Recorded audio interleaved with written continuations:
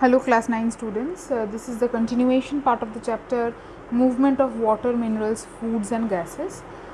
In my previous video I have discussed with you what type of movements the molecules or atoms within an organism perform, especially in plant body, and those include short distance movement, long distance movement, unidirectional movement, multidirectional movement, all those things. And then we have directly moved on to the types of transport of movement, minerals, gases and food, what our chapter is about. So I told you that there are two broad categories of transport of these atoms or molecules, which is passive transport and active transport. We will do active transport later on. Now we are talking about passive transport.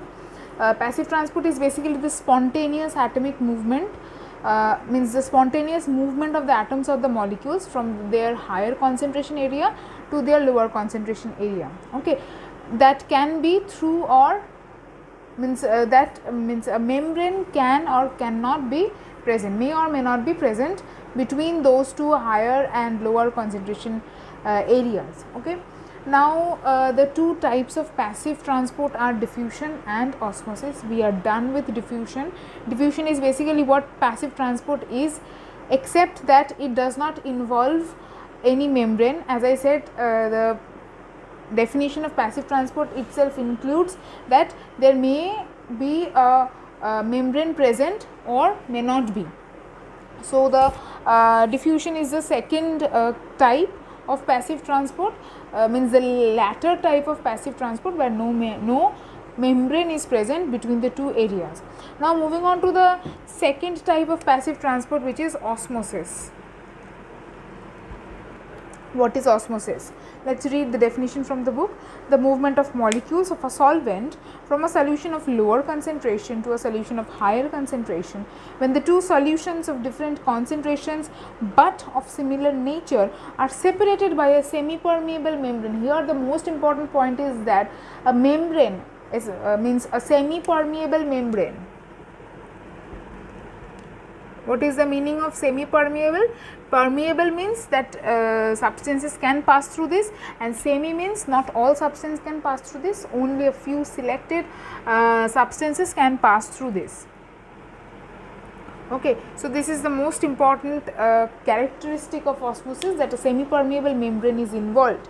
Okay, then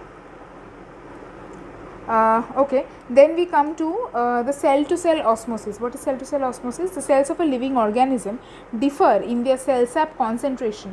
Thus, solvents pass through cells by the process of osmosis. This is known as cell to cell osmosis. Suppose cells are situated side by side. Okay, and from here the any substance is being transferring to that part. So how will it go? It will go from this region to this first cell via osmosis, from this cell to the next cell, from the second cell to the third cell, from the third cell to the fourth cell, and so on. So this process is known as cell to cell osmosis. Okay, cell to cell osmosis. Now we come to another very important topic, which is known as osmotic pressure. Just like diffusion pressure, osmotic pressure can be defined as, just go to the definition in the second paragraph just before role of osmosis. You will find the definition.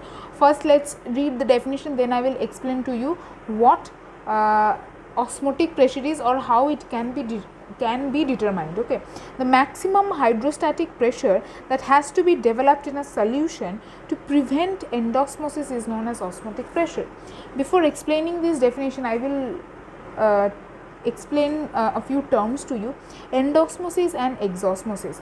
Basically, endosmosis is when some substances enter the cell from the outside, that is known as endosmosis.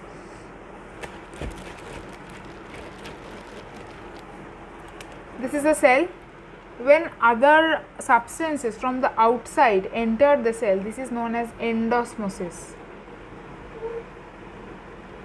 Endosmosis. Okay, and when the opposite happens, that is from the cell it is going out, it is known as exosmosis. Okay, so endosmosis and exosmosis is clear. Endosmosis is when substances enter the cell from the outside. So let's read the definition again. The maximum hydrostatic pressure, hydrostatic means the pressure exerted by water molecules, hydro means water, that has to be developed in a solution to prevent endosmosis, to prevent this process of substances entering into the cell from the outside. Okay, so to prevent this endosmosis, this process, the maximum hydrostatic pressure that has to be developed within the cell is known as osmotic pressure.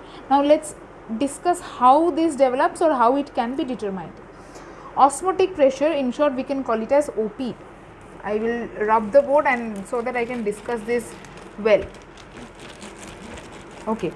Osmotic pressure, where water enters in a cell under the influence of hypotonic solution by endosmosis. This is a cell, endosmosis is happening, substances from the outside is entering the cell, okay, by endosmosis. As a result, turgor pressure of the cell increases. Turgor pressure, TP, turgor pressure means turgidity, the pressure that the cell means when a cell is full of water. Think of a balloon. If a balloon is filled up with air, it is turgid, and then the air molecules within that balloon has high turgor pressure. Okay, so similarly, if this cell is filled up with water, it's the water molecules has high turgor pressure, or have this cell is highly turgid. Okay, so let's reread this. The turgor pressure of the cell increases and suction pressure decreases.